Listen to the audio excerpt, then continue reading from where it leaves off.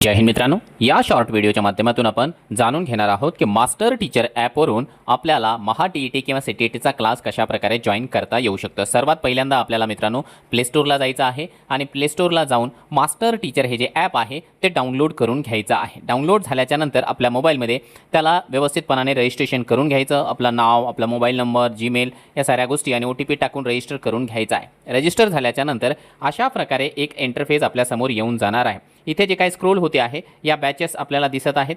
याच्या व्यतिरिक्त आपल्याला जर काही करायचं असेल तर इथे एक कोर्सेस नावाचं फोल्डर आहे।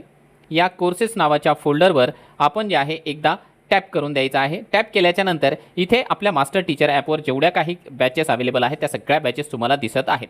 बघा TET CTETसाठी जी काही कॉम्बो म्हणून बॅच आहे या कॉम्बो बॅचमधून तुम्हाला सर्व सिलेबस भेटून जाईल। त्याच्यावर क्लिक करू शकता। सामाजिक शास्त्र आणि गणित विज्ञान एकत्र फक्त TETची कंबाईन बॅच असेल तर ती घेऊ शकता। त्याच्यानंतर पेपर 1 असेल, पेपर 2 मॅथ सायन्स असेल, पेपर 2 सामाजिक शास्त्र असेल, जे आपला विषय आहे किंवा जे आपल्याला बॅच जॉईन करायची आहे ती बॅच आपण या ठिकाणी जॉईन करू शकता। उदाहरणार्थ आपण या ठिकाणी कॉम्बो बॅचवर एकदा क्लिक केलं। क्लिक केल्याच्या नंतर या ठिकाणी जे आहे आपल्याला डिस्क्रिप्शन म्हणून दिसत आहे। इथे मोर नावाचं ऑप्शन आहे।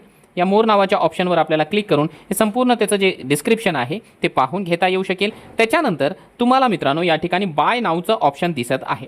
या बाय नावच्या ऑप्शनवर क्लिक करता येऊ शकेल आपल्याला। आता इथे बघा, जे उमेदवार आपले जुने उमेदवार आहेत त्यांना या ठिकाणी मित्रांनो 50% आपण ऑफ देतो आहोत। त्यांनी काय करायचं, हा जो कोड आहे त्या कोडला इथे अप्लाय करून घ्यायचा आहे। एकदा क्लिक करायचं, ऑटोमॅटिकली तो अप्लाय होऊन जातो। जर आपण अगोदर बॅच घेतलेली असेल तर हा अप्लाय होईल, अन्यथा जर आपण फ्रेश स्टुडंट असाल तर मग आपण काय करायचं आहे, त्यावर क्लिक न करता आपण जो काही 15% डिस्काउंट देतो आहे त्या MT15 आपल्याला क्लिक करून द्यायचं आहे। त्याच्यावर क्लिक करून दिल्याच्या नंतर इथे मित्रांनो आपल्यासाठी जी काही फीस आहे ती अप्लाय होऊन जाणार आहे। त्यानंतर आपल्यासमोर 2 ऑप्शन्स आहेत। एक तर तुम्ही ऑनलाईन पे करू शकता, तुमच्या याच मोबाईलमध्ये जर का फोनपे, गुगल पे असेल तर तिथून पे करू शकता, किंवा दुसऱ्याच्या मोबाईलवरून जर आपण पेमेंट करत असाल तर इथे QR कोड स्कॅन करण्यासाठी ऑप्शन आहे, तेही करू शकते। बघा, ऑनलाईन पे करायचं म्हटलं तर अशा प्रकारे तुमच्या समोर जे आहे सगळं ऑप्शन्स येईल, UPI cards, EMI, net banking वगैरे। आता तुम्ही याच्या पाठीमागे गेलात तर तुम्हाला या ठिकाणी जे आहे स्कॅनर देखील दाखवू शकतं।